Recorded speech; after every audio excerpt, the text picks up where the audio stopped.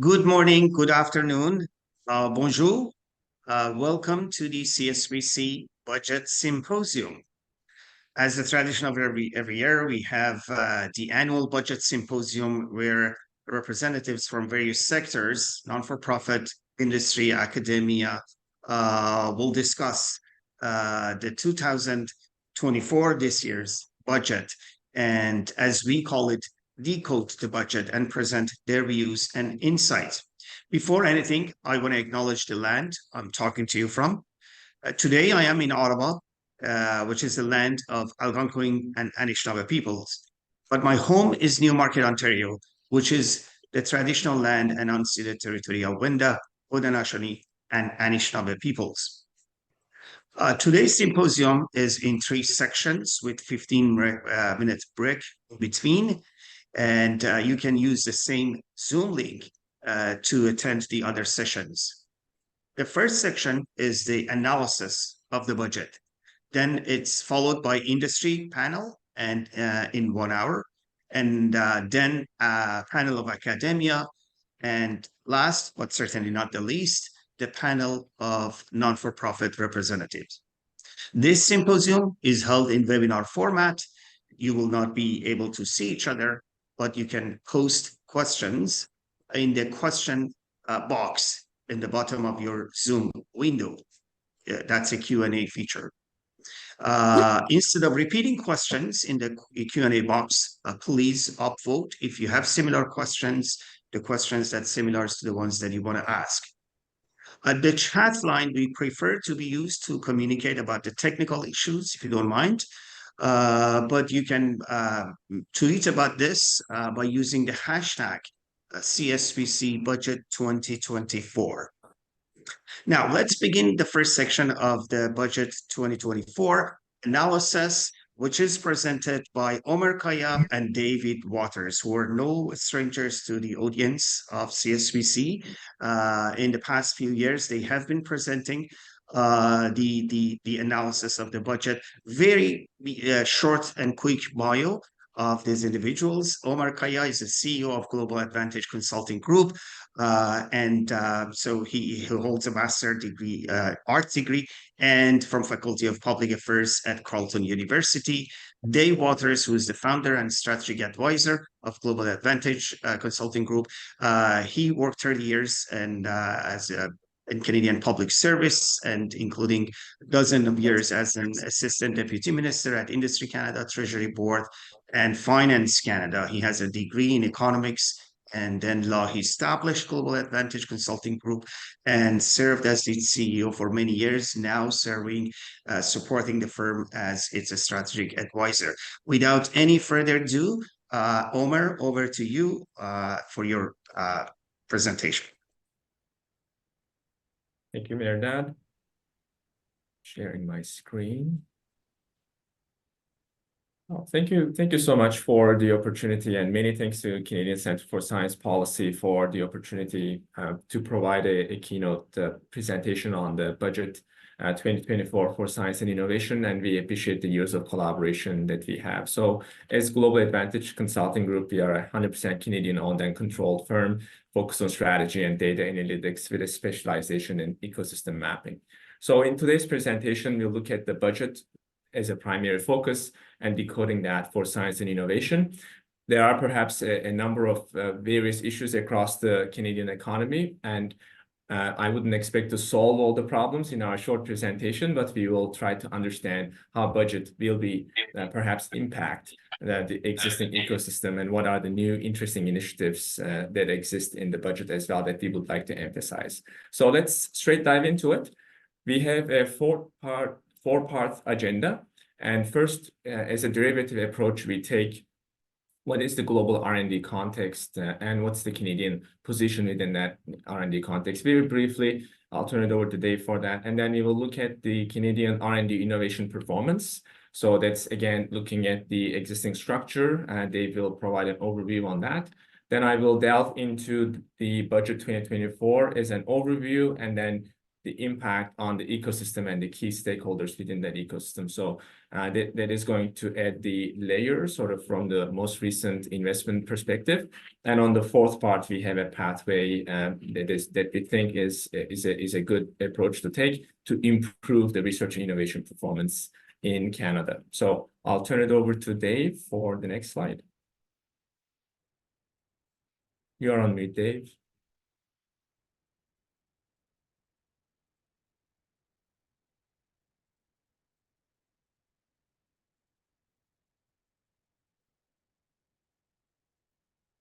Yeah. Can you hear me now? Yes. Good. Fantastic. That's always when that happens. I always kind of laugh.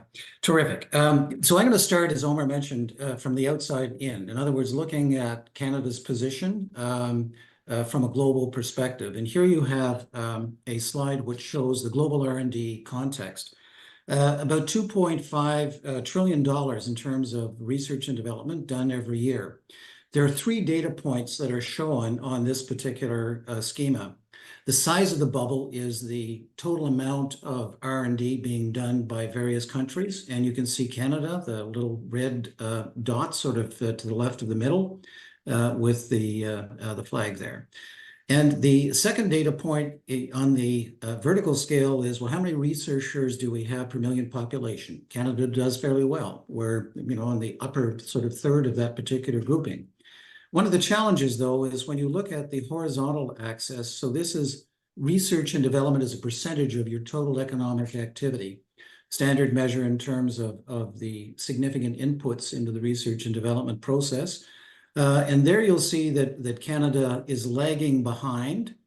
It's about in 21st position. So if you were to look at those who are doing exceptionally well, Israel and South Korea at about 4.5% and so on, Canada is much further to the left of that, meaning we're behind in terms of the expenditures we are making in research and development. Well, why is that important? The reason it's important is that whenever you see the word research, think of it in terms of new knowledge. In other words, the research is an activity, and its function, according to the Frascati manual of the OECD, is to produce new knowledge. And so here you're looking at, well, who is producing new knowledge in a global kind of context? So Canada produces about, expenditures in terms of about, 1.3% of that. But it raises the issue, look at all of the other new knowledge being created on a global kind of scale, basically 98.7%. How can we access that to meet Canadian needs? What is relevant? Of course, to do that, you've got to have a research capability and infrastructure to be able to identify those areas of new knowledge that Canadians need in order to meet the challenges of their everyday life. We can go to the next slide then, Omar. Here we look at, in fact, the range of risks that Canada and Canadians have to deal with and setting them within a global context. Because each of these areas requires a huge amount of research and acquisition of new knowledge to be able to try and manage them and minimize their impact on Canada. The affordability, everybody knows this, the housing crisis that we've got, the issue in terms of affordable kind of food and sustainable food in industry, the change in supply chains that have been caused, and the challenge of getting semiconductors and so on and so forth. The second one in terms of geopolitical conflict and, the impact of so many of these issues are ongoing today in terms of Gaza and some of the impact in terms of universities and obviously the ongoing, challenges in terms of Russia and Ukraine. Democracy under attack, the third, social cohesion and trust really being lost. And all of these issues, what new knowledge do we need to be able to try and manage these very, very fundamental social issues in this particular case? Social media, the concern that parents have in terms of the impact on their kids and so on, and just this whole fact that words are becoming more diffuse. A common meaning isn't there. Well, how do we communicate to be able to deal with these issues? All of these are research-intensive issues. Increasing competition, I think we know the impact of the U.S. initiative in terms of huge investments in science and then also in its application, in particularly semiconductor chips. At the top, the urgent global energy transition. I mean, this is a stunning challenge that we have in terms of changing an entire economy, and it is resource research rich. What are the issues we have to understand in terms of all of the issues of carbon capture and sequestration, and nuclear and hydrogen capability and so on. Fragmentation of rules-based system is being questioned. Uncertainty of human rights and safety in terms of the complete creation of a new digital world and environment for us.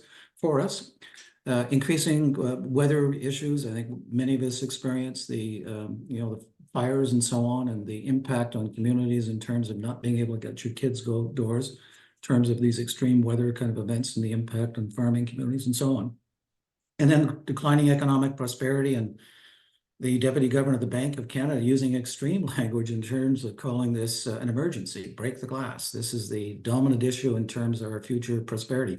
So all of these issues are now interlinked, though, and COVID was really a good example of that. Starting from essentially an infectious disease in an area of China, and within weeks spreading on a global basis, and that putting pressure on our healthcare system, putting pressure on supply chains in terms of getting all of the medical equipment and masks. And then we find out, as it began to sweep through Canada, in terms of the vulnerability of elderly people in old age homes and trying to do that. And then parents having to deal with the issue of their kids staying at home, changing the nature of work, having an impact in terms of a generation of students. So these issues all get interlinked, and that's what we need to try and understand, I think, much better.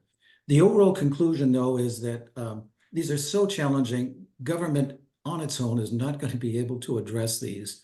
And so we need to look at, Omer was talking about new collaborative mechanisms then to be able to try and work together to manage these issues. So those are the global kind of issues, and the key central issue, I think, is has budget 2024 really helped improve the capability of the STI innovation ecosystem? Omer, over to you. On the Canadian Poor R&D Innovation Performance, Dave, did you want to continue on the next slide as well? Oh, sure. Yeah, absolutely. Yeah. Apologies, Omer. Here we have essentially now looking internally in Canada. So we look globally, now we're looking internally.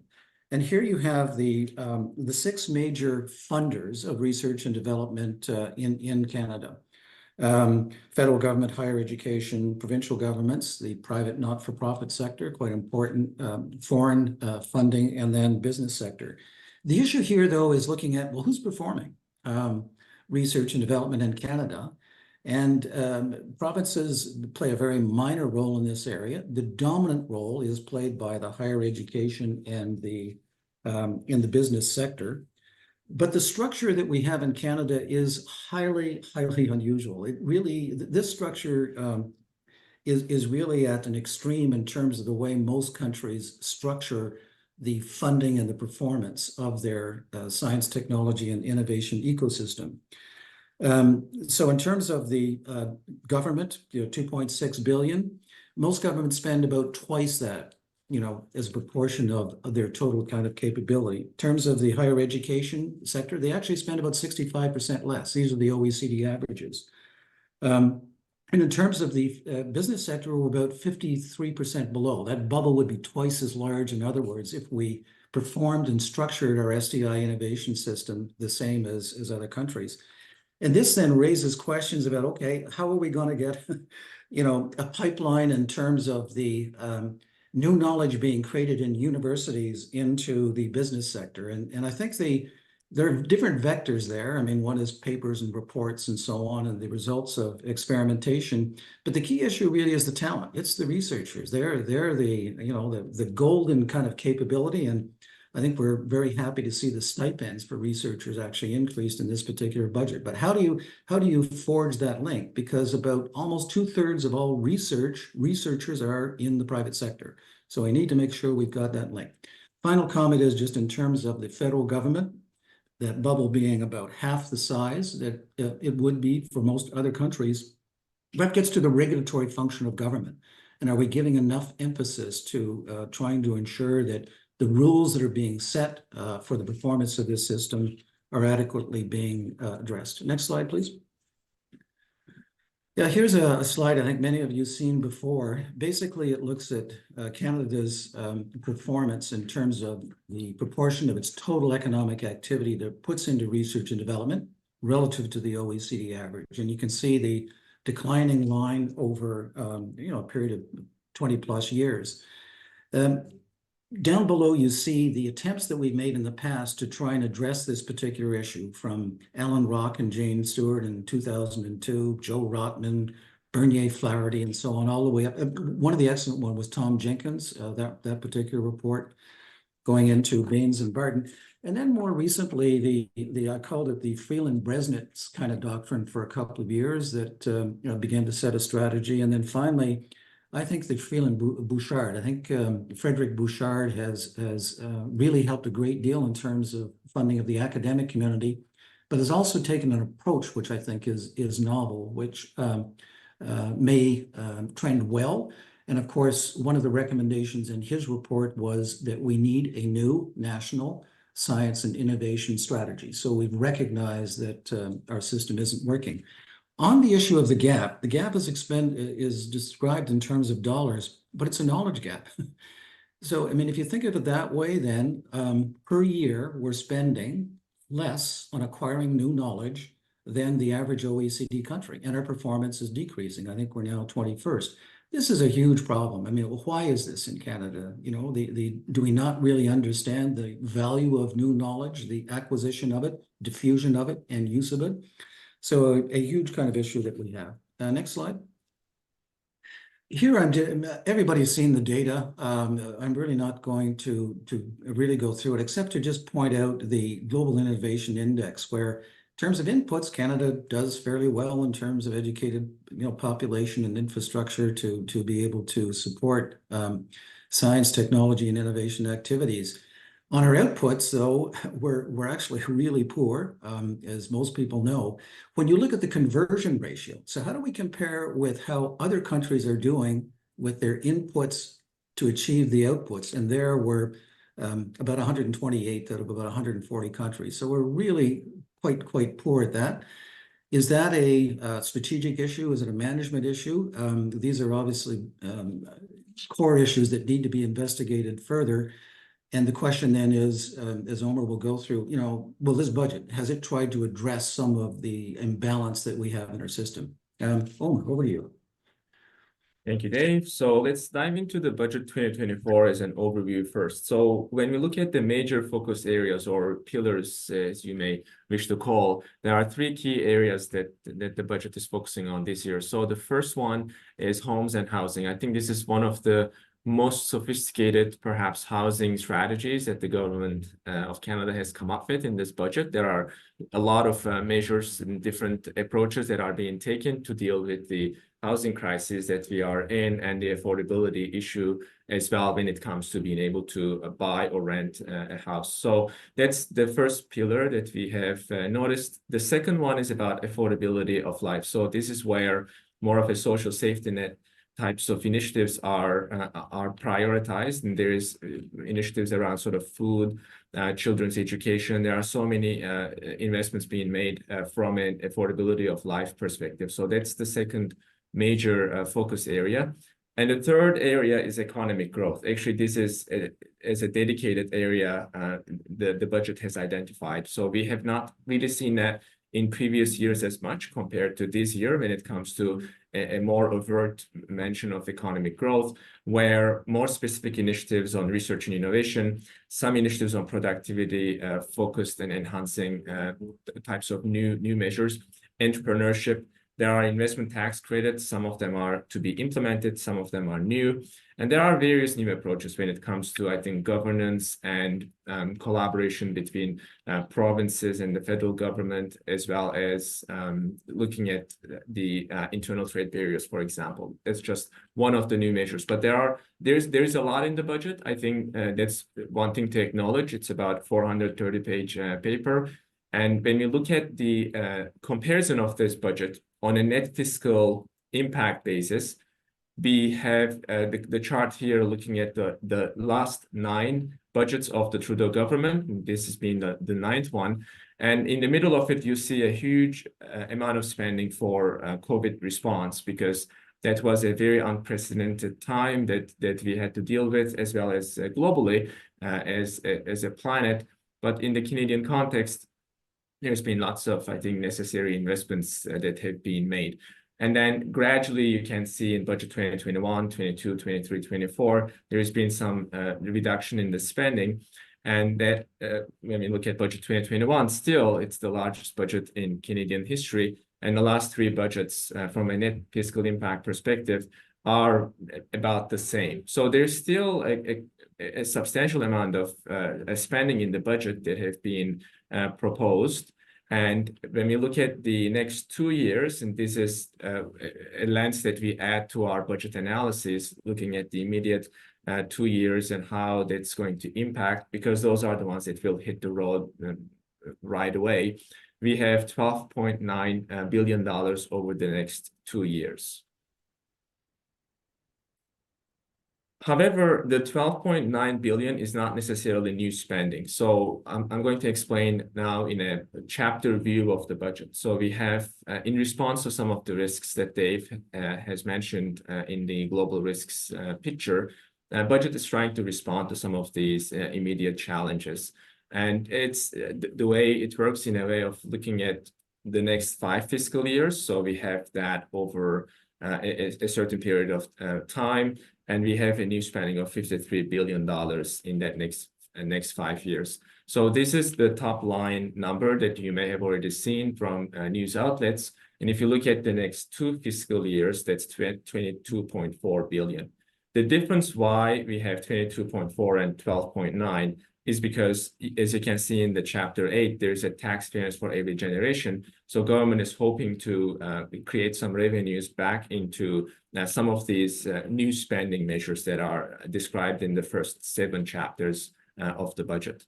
So we look at some of the key initiatives, sort of looking at the defense side. Chapter 7, we have lifting up every generation. And then there's the fair future for Indigenous peoples, very much of a great focus that the government has. Affordable housing we talked about. And in the 5th, here we see the economic growth for every generation. So I would say it's not the top priority of the government, but the economic growth piece is certainly becoming more pronounced in the approach that the government is taking in response to some of the challenges that the Canadian economy is facing. So it's the big picture view of the chapters 2 and over 5-year period for your context.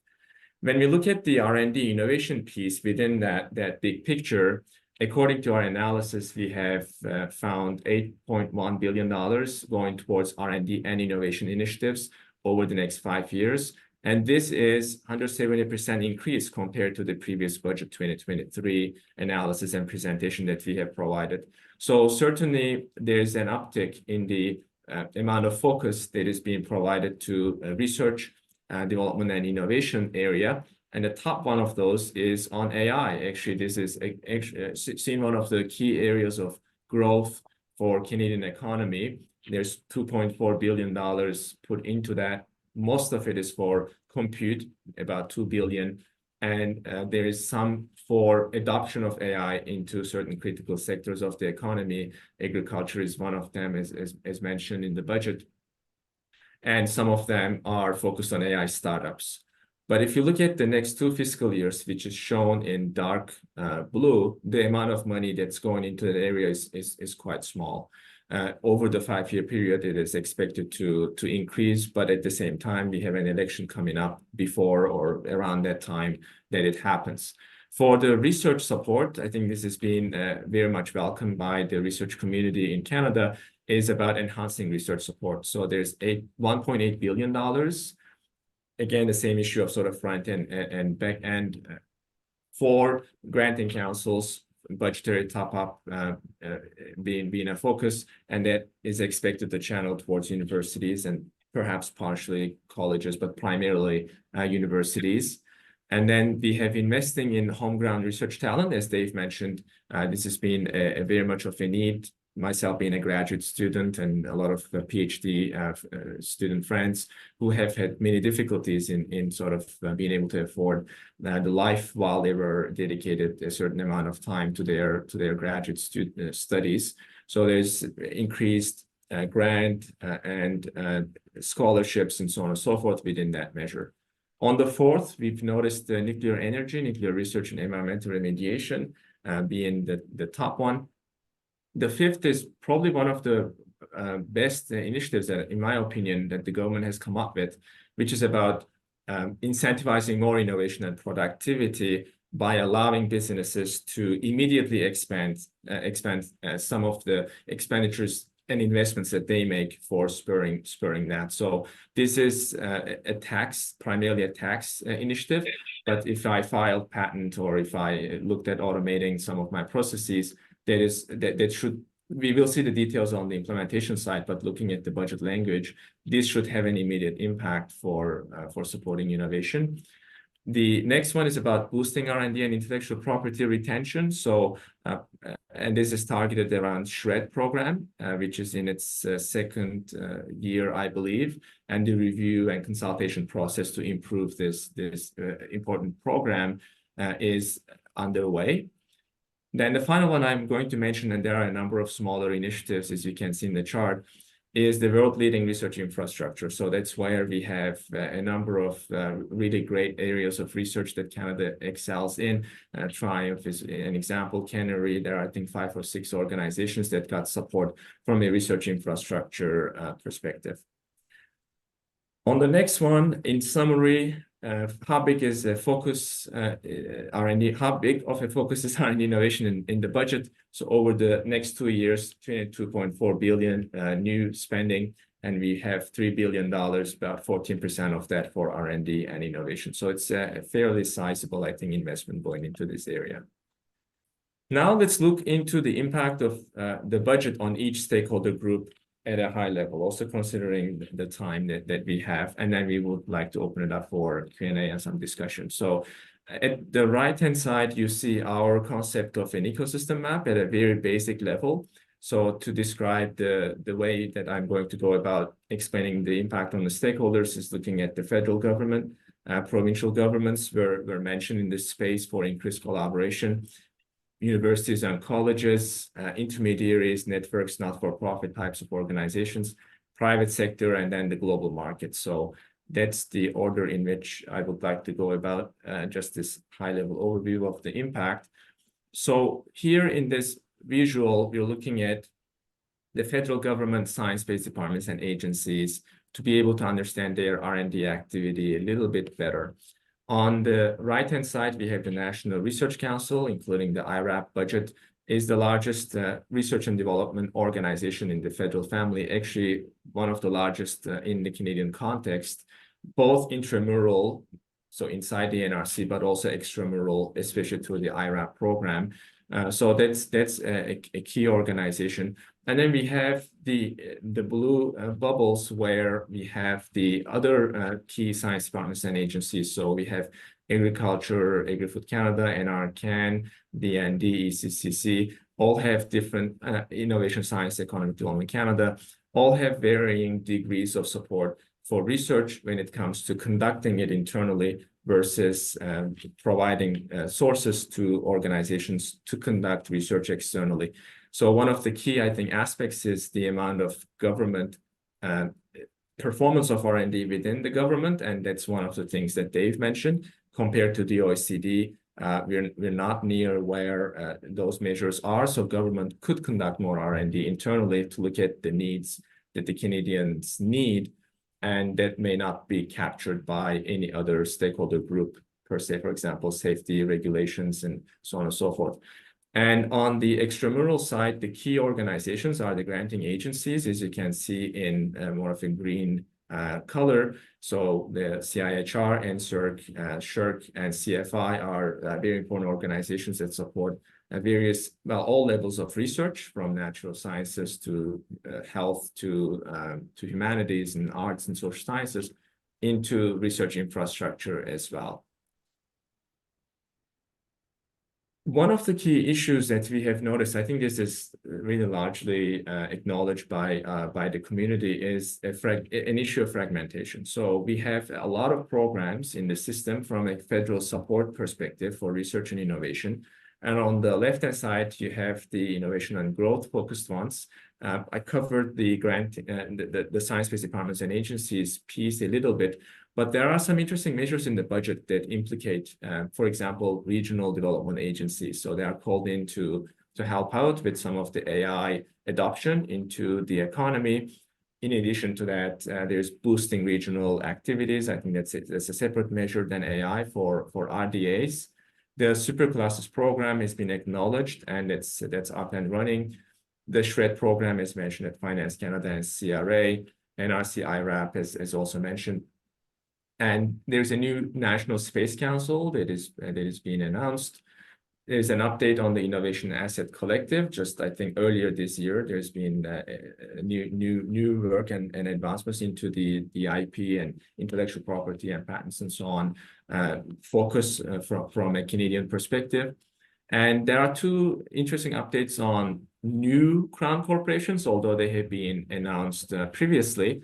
One on the Canadian Innovation Corporation, which is now dated as 2026-27, which I believe will be after the next election, and the Canada Growth Fund. So it's already starting to invest into some of the clean growth initiatives in the ecosystem. On the right-hand side, and part of it makes me quite excited about the next steps, is the research side. So we talked about the top up through the granting for the granting agencies. There's also the research infrastructure funding for Triumph, Canary, Canadian Light Source, and Capri, and so on. But the Bouchard report implementation is perhaps the most interesting part to me. We have a new capstone research funding organization that is announced in the budget, and it's legislative. So we have to see how that is going to be structured. What are potential issues around the implementation of that, considering NSERC, CERC being under the ISET portfolio and CIHR being Health Canada portfolio, just as one example of that, in terms of being able to collaborate, communicate, and move this forward to be able to prioritize perhaps better, and then looking at impact assessment. I think those two functions were noted from a capstone research funding org perspective.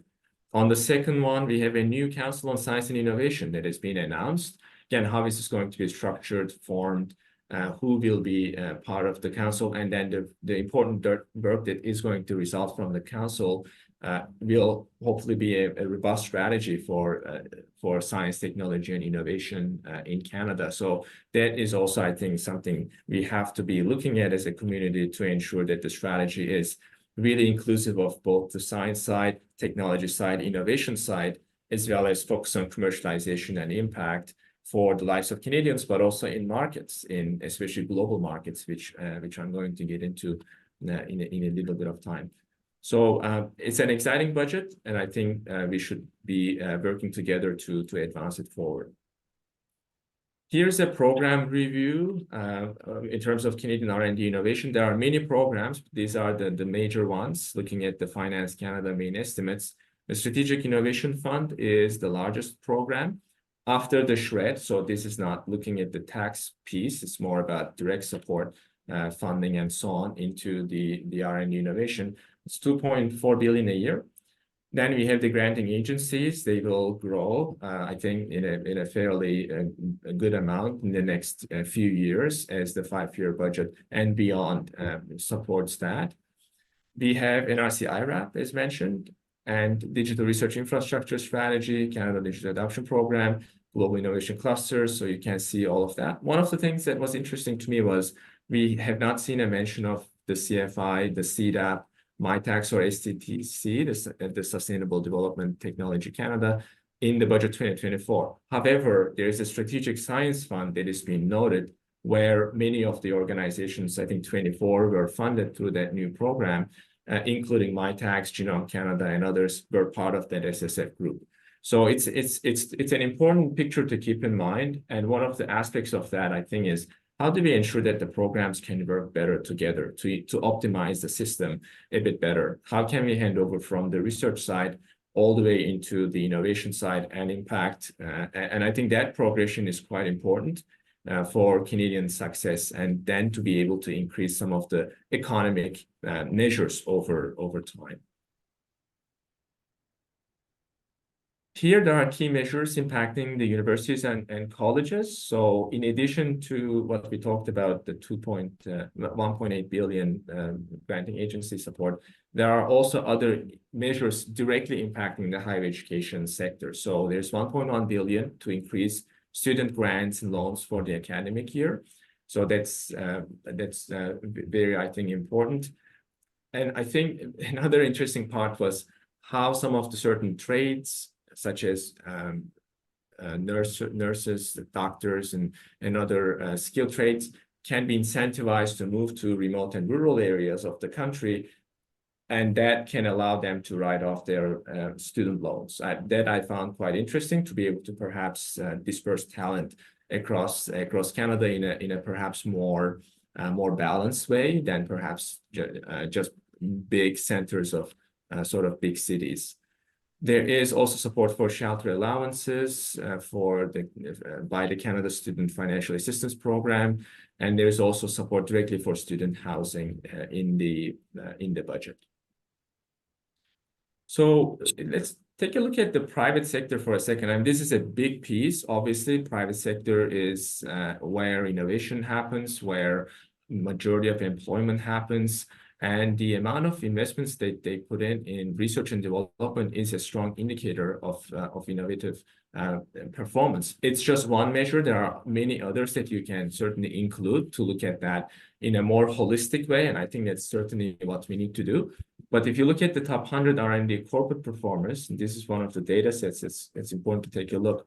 Compared to last year, there has been quite an increase in the business expansion on R&D. So there's still a huge gap when we look at the OECD average, or if you look at the US or other high-performing nations, then that gap will be bigger.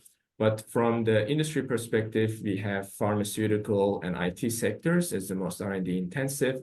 And just this top 100 R&D performance, by the way, total up to about $16 billion of R&D. So there's a significant portion here. And besides the pharma and software, from a number of companies' perspective, or from the total R&D spending perspective, one or the other, they still are the top two. There's still the energy and oil and gas. There's still telecom and equipment, and TELUS is an example of that. Aerospace, telecoms, automotive. So many sectors conduct R&D in Canada. It's just not at the same intensity. And this is a potential issue to look at the innovative performance of businesses, including all sectors of the economy, by the way, and being able to go towards a sustainable green future and more digital and adapt economy. We have to have the private sector more involved in these kinds of activities. And perhaps there's a role from a government perspective to incentivize and support better, perhaps collaborate and partner better with industry, and then being able to also meet the demands of industry through increased connection to the research ecosystem. So that's another area where we believe Canada can increase the number of firms with internal R&D capabilities. We have only about 17,000 right now. And if you look at this in a global picture, we have a very small number of Canadian companies in, for example, the top 2,500 companies list, as reported by ITIF yesterday. So it's still underperforming, but I think it needs more support to design better and more directed programs or initiatives. Another issue is the size of businesses in Canada. So it's a well-documented issue. We have many very small businesses. There are micro businesses and small businesses, 1 to 4 to 5 to 99. And that's really a reality of the business sector. But then there are middle-sized or medium-sized businesses and large, which is over 500 businesses. We have to, I think, also look at those progressions of small business moving into medium businesses becoming large, ideally Canadian owned and controlled, but it should not be exclusive of that. It's really a free market in that sense of being able to support companies to also come here and then work together. There are many different perhaps benefits of doing that, but we also need to take a look at I think Canadian ownership and control is one aspect of it, and how do we develop more homegrown Canadian companies that have these kinds of innovative abilities to just ensure that the economy can grow at a faster pace. It can be divided per capita, which results in more GDP per capita, and that really requires more productivity at the end. And innovation is a key pillar of that, and R&D is a key pillar of innovation. So we have to make sure that all of these are supported and linked together, and that requires, I think, perhaps some targeted programs for medium-sized businesses. I mean, this happens in some of the countries, so that maybe small businesses can be incentivized to move into a medium-sized, and medium-sized businesses can become large. So from a budget perspective, just going back to the impact, after the AI one, which we covered, there is the tax break for entrepreneurs. This area is a confusing area for me. I'm not a tax expert. So on one hand, we have the capital gains inclusion rate increasing, and how might that impact? But on the other hand, there's a tax break for entrepreneurs up to a certain dollar amount. So this is trying to incentivize entrepreneurship, but on the other hand, above a certain point, there's sort of more tax from the capital gains. And the capital gains are not exclusive to just businesses. Second sort of homes and cottages, for example, may also be impacted from capital gains. So I think this area is important to look at from an implementation perspective. I think Minister Freeland just started a motion for the budget implementation on Tuesday. So that process is important to understand. We have to look at the confidence vote from NDP and others. But I think overall, tax break for entrepreneurs is one, I think, good measure. But on the other hand, there are other measures that take away some of that sort of support. Perhaps venture capital is another aspect of it in terms of how these kinds of investments can move into businesses to grow these businesses more. There are a lot of initiatives for housing. So this is going to spur some economic growth in the housing and real estate sector, which is only a small piece of the economy, but there's more supply-oriented initiatives to increase the number of houses. Maybe you just need to build more. So there are a series of initiatives there. One thing that I noticed was boosting Indigenous economic opportunity. Again, this is a very important area that the government, I think, is investing more. Whether it is sufficient or not is a different question that people need to take a look. But overall, there are investments in AI, clean tech, and green initiatives. So I think that underscores a commitment towards more technological advancement and stewardship for environment. And part of it is done through the tax investments. So we have, for example, clean tech manufacturing investment to support another aspect of industry. There's also a clean electricity investment tax credit that is being implemented right now. And there's a new initiatives to support the EV supply chain through the investment tax credit. So there are a lot of uses of ITCs that we noticed that is being picked up by the government to support the business more directly through the use of the tax system, which we have spoken about in the past.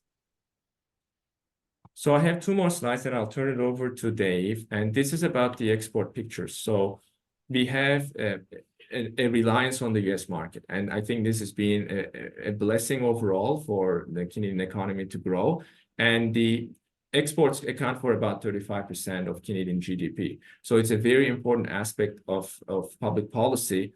And we only have the, I think, export diversification strategy from a few years ago that I'm aware of. So we don't actually have a trade strategy right now. How do we look at integration increasingly with the North American market, which is a huge trend, and that's happening in terms of restructuring of the supply chains. At the same time, we have other strategies to look at connections to the European Union, to the Indo-Pacific region. I don't hear much about developing nations and connecting into those developing economies. I mean, just one example is a friend coming back from Uzbekistan and visiting family and saying, you know, they've grown so much. I mean, developing nations are really catching up. They are putting more money into R&D, and Canada perhaps need to be better linked into global trade, including developing nations, which I don't see as a huge focus so far. I may be wrong on this, but I think we need to look at US market as key. 78% of the merchandise exports are going to the US. by the latest data that we have out of the $767 billion of merchandise export picture. But then what are the other markets, and how do we go about perhaps reducing any potential vulnerabilities to the Canadian economy in such cases as the elections that's coming up in the United States? I think we need to be prepared for these kinds of changes that might impact the economy in an unexpected and sharp sorts of ways. And one thing to note is the investments that's going into international trade from the budget 2024 perspective. So I've actually tried to really find this, and I really don't see almost anything for international trade that's going new as a new investment or new initiative into the trade and increasing that aspect. However, on the internal trade, there's a note on it, and there's also increased, I think, call for collaboration with the provinces in doing that. And the National Trade Corridors Fund this is very important as well. We have to have a, I think, single market objective in mind and be able to create unity within the Canadian economy across all borders, all oceans. So I think that's one of the key fundamentals that if it happened, it would have made a major impact on the growth of the Canadian economy. Finally, we're looking at the product picture in terms of what do we actually export. So the ones in red are primarily focused on natural resources. So this is, again, one of the blessings that we have. We have energy products, metal and non-metallic mineral products. There's egg products, forest products. There's chemistry, rubber products. Some of that are processed. And the farm fishing, again, metal ore. So these are some of the key areas of natural resource sectors. One big trend is there is an increasing focus on achieving net zero. And this is a part of our policy focus as well. How can we help transition the economy into that direction? And how can we make sure that these products can be diversified as well, value added in Canada before they are exported in raw forms, if that exists in certain parts of it. And that delta could be quite valuable for Canada to add value to the amount of exports that it already has, the market traction that it already has. So we perhaps need export market diversification, but also export product diversification. And this is quite important because unless we get into global value chains with the Canadian companies getting bigger and sort of entering more and more intensely, more aggressively, how can we support the increased research and development and more innovative activities? Because these things are investments that businesses have to make. And for that, businesses need to make revenues and profits. So I think the export focus is very important for the Canadian ecosystem to look at, also in the context of R&D innovation and being able to link that new knowledge, new products, new processes into increased presence, big Canadian brands, big Canadian companies in this market. So I'm going to leave it at that in terms of the part that I have to present. So turn it over to you, Dave, for the pathway. Thank you. And hopefully, my apologies for interjection, Dave. If you could summarize it within 5 minutes or less, then that would be great. Thank you so very much. Slides, and the two slides, one looks at a summary of the problems that we have outlined, and the final slide looks at a potential solution. In terms of the problems, the first element is that Canada has no RDI goal. Many other countries do. Finland's goal is 4.1%, the European Union 3%, China 3%. China is just spectacular. We've done 3 studies for our embassy in China in terms of their progress, and when they set a goal, they actually implement it and meet it. So that's the first thing missing. Low investment that we've talked about, almost 28 billion per year over a 5-year period. That's $140 billion. Imagine if we had that kind of ambition, and that would just bring us up to being average in terms of the OECD. And the issue is we're talking dollars, but it represents a knowledge gap, a new knowledge gap that we're missing in this country. No competitive industrial strategies. There are elements of some, a little bit in quantum and AI and so on, but nothing really of a comprehensive nature. No ability to look at the tax, regulatory, procurement, and trade issues together and integrate them. A weak ability to implement. The government has had a variety of challenges recently in terms of the ArriveCAN app, procurement, the Phoenix Pay system. One can go on and on and on. It's a component that really seems to be missing. There are announcements made, but the ability to deliver on these sometimes has been quite a problem. Various reasons for that, but it does exist.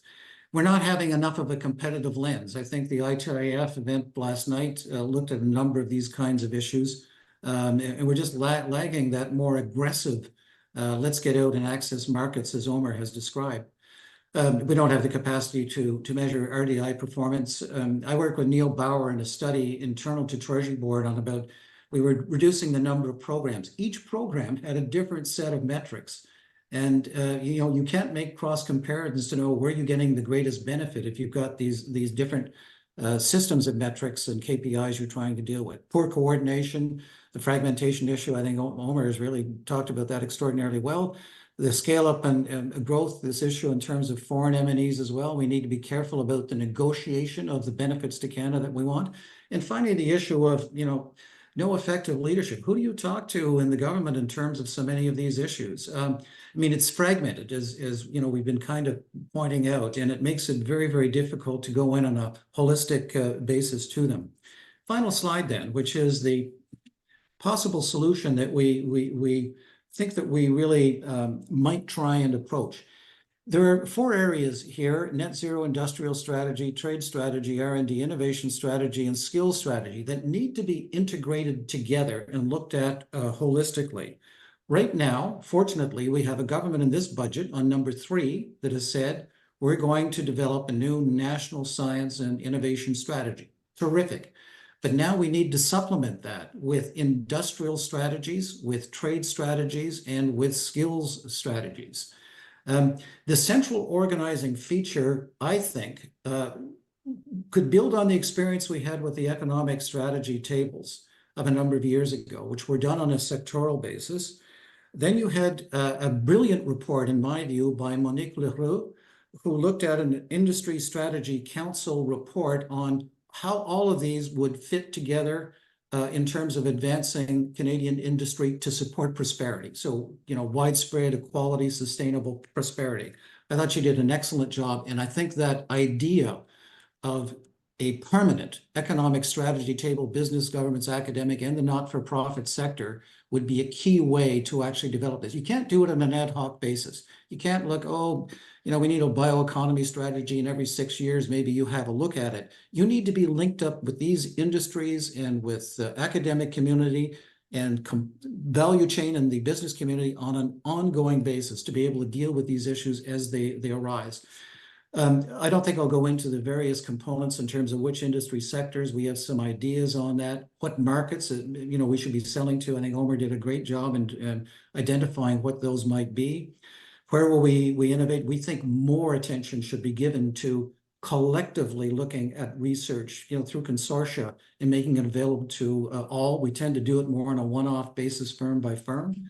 And I think we need to spend much more time on technology adoption versus technology invention. We're all not going to play in the NHL. I know we'd like to, but the idea that you're going to invent the thing that is going to catch on, globally, we should aspire to it, but let's also look at the wide support we have in terms of smaller and medium-sized firms and try and get them to grow, as Omer has outlined. And then finally, the range of skills that we need. I think we're really lacking here in terms of we're managing networks now, not just an individual organization, which you can do on more elements of command and control. With a network, where's the brain? Who's in charge? How do you settle disputes? We share a common objective. How are we going to achieve it? So I think it's the integration of all of these strategies together that we need to do. And I think that the idea of the permanent economic strategy tables involving all aspects, business, governments, academic, and not-for-profit community would be the way to do it. So that summarizes the overview and in terms of our thinking at this point in terms of this particular federal budget. Thank you. Thank you so very much, Dave Waters, Omer Kaya. That was a fantastic presentation. As always, we already have a number of questions here, which I'm going to discuss. But before that, I'm going to ask my colleagues at CSPC office to share the polling that always help us to know who are the audiences of these sessions and how we can improve later. I really appreciate if you could answer to the demographic poll. Thank you. And so there were also a couple of questions, clarification questions, which I quickly go back to them, but I want to come back to the content. Before that, by the way, I forgot to mention that the recording of this session, as always, as for all the CSPC virtual sessions, will be available on our website as well as the YouTube channel, so you can see them. There were questions regarding the sharing slides. I mentioned to audience that this is the Global Advantages slides. So it's yours, so you can decide if you want to share with the audience later on or not. But let me just talk about the clarification questions. The direct R&D funding does not include R&D tax credit. That was a question. Do you want to answer it now, or I can go to those clarification questions? Okay.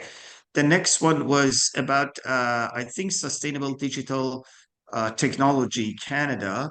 It is mentioned that, is that a new 190 million or existing funding? That was the second clarification question. And Existing. sorry, it's existing. Yeah. Right. That's right. Thank you. So I believe these were the two clarification questions that were asked. Any other comment from Omer and Dave about this? Okay. Omer, do you? I mean, on the issue of the tax credit, the expenditure is there. The tax credit is in two variations. If you can get a credit in terms of an expenditure that has been made.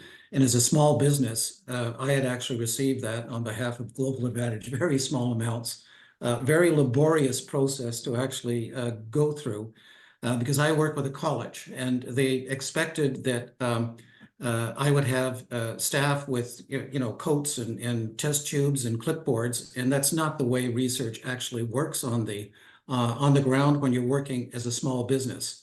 So it was actually quite an interesting experience in terms of being able to finally get the very small tax credit, and very pleased to be able to access it. Yeah, on the issue of STDC, yes. So it's the data that we have for that is from the Finance Canada main estimates for the immediate next fiscal year, which we are already in. We actually just completed the first month of this fiscal year. So if it was new investments going into it, it would have been in the budget. Okay, thank you. Yes. One other comment just on the SDTC thing, because it's very, very interesting. So here you have a key organization involved in terms of supporting clean tech and innovation activity in that particular sector. The issue that it ran into is not an issue of technology, it's an issue of governance. And I think increasingly we need to pay more attention to I divide any problem into two components, substance and relationships. If you don't get the relationships right, you're not going to be able to deal with the substance effectively. And SDTC is a great example. It's understanding, well, how does a not-for-profit run? How can I get into a potential conflict of interest with this particular thing? It's not an issue of technology or money. It's an issue of governance. And I think we need to pay more attention to those issues. So. Thank you. The next question is indicating that budget 2018 and budget 2024 were the two smallest budgets in recent memory. Maybe it was showing in your slides. Is it only a coincidence that these were also the two budgets that reinvested into fundamental research, the granting agencies? Any comment on that? So the chart that I showed on the screen is looking at the net fiscal impact. So there may be new money in those budgets as well. We would have to go back. But if they are nulled by the, for example, tax system to pay back for it, then the net fiscal impact would be lower. So I think that's an important distinction. And we see that in this budget as well, because we look at the net fiscal impact lower than the new spending, because government has the expectation to collect some of the new spending, recoup the expenditures for new spending through the tax system, perhaps by increasing the taxes on certain aspects of the economy. And in this case, we have the capital gains exemption rate increasing to a certain point, that resulting in some revenue back, decreasing the net fiscal impact. However, there's still new investments going into it.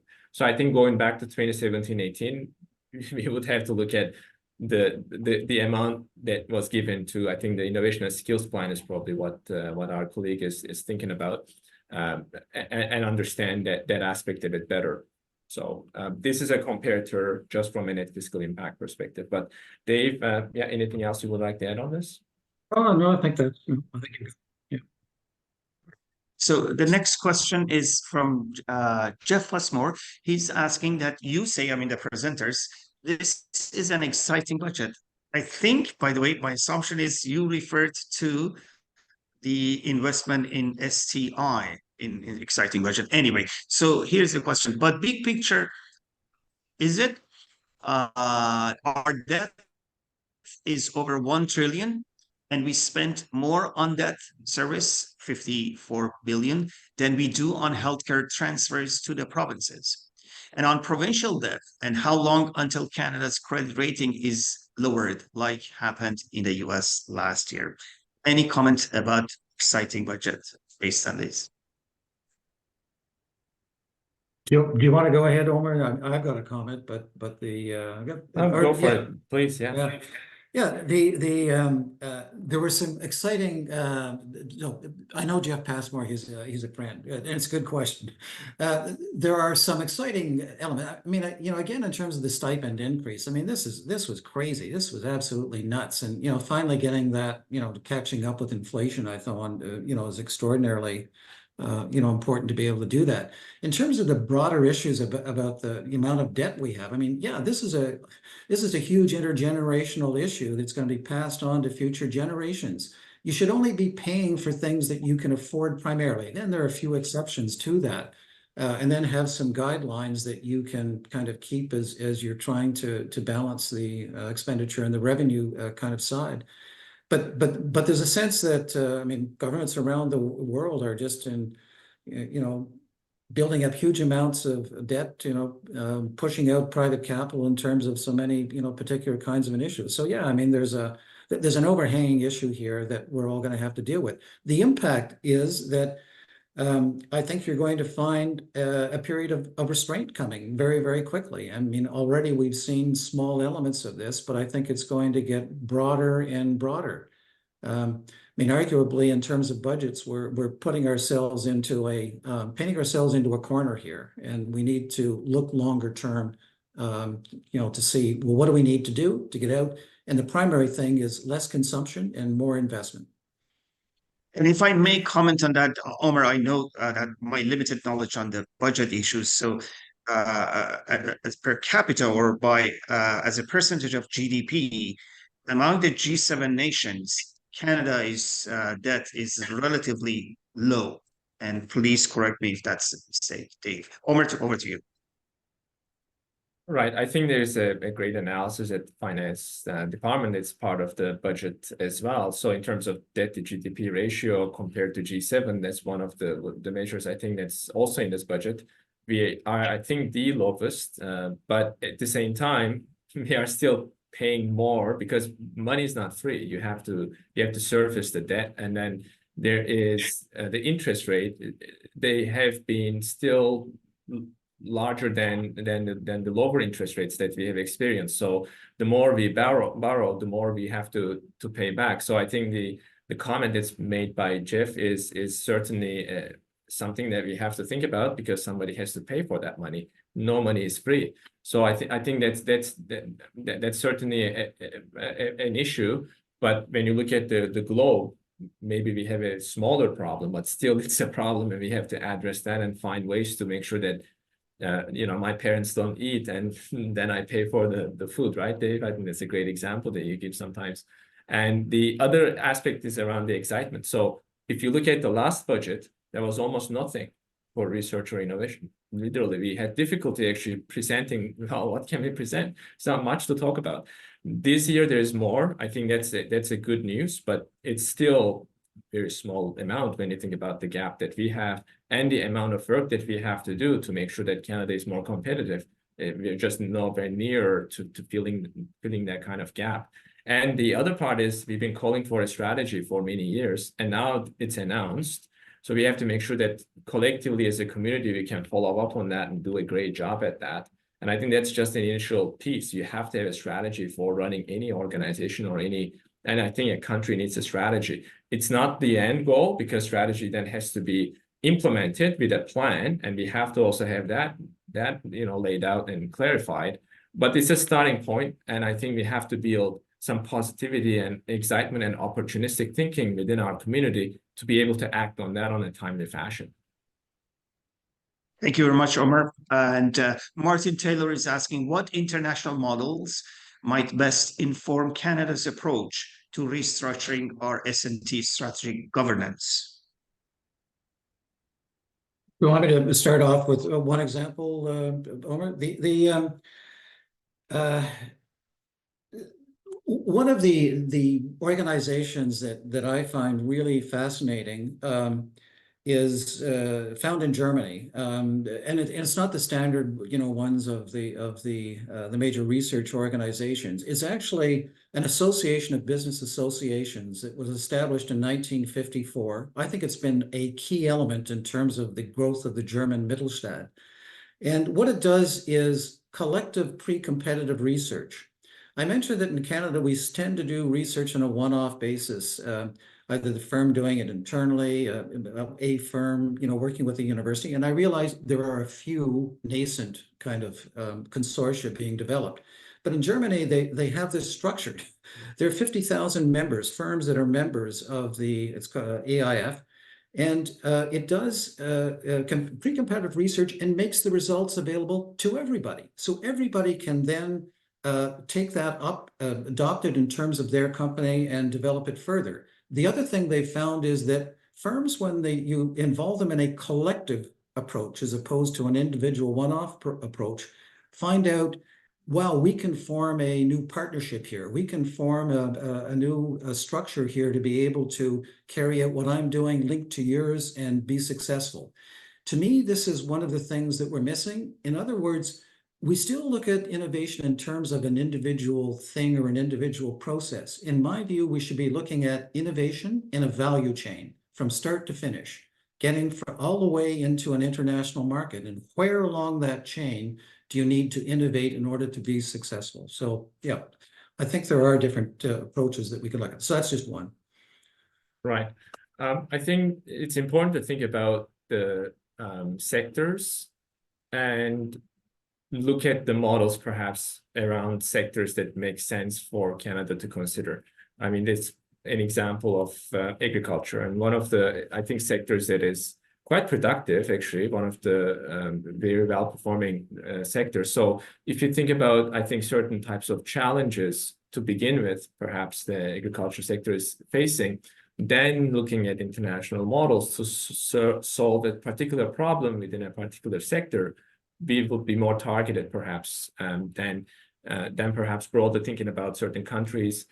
Their models, I think, may work in certain cases and may not work in certain cases. So I think that needs to be really customized in a way. For example, in the area of quantum, we've done some analysis, international models looking at UK, Germany, and Japan, because we thought that they were good examples for that area of technology. So there's a sectoral piece, technology piece, and I think that needs to be based on the regional strengths or certain types of areas that Canada has niche or expertise in, and then building that perhaps require new knowledge, which may include international models and best practices. So to me, we need to be, I think, nuanced. First of all, looking at the countries that we see as peers, and I think aspire for a high mark for that. And we've been talking about the OECD. OECD has 38 countries, and there's lots of different sizes, and it's smaller countries as well. So this is even to become an average OECD competitor. We're not talking about benchmarking us against the US, which you may argue that's a completely different economy, different scale and size.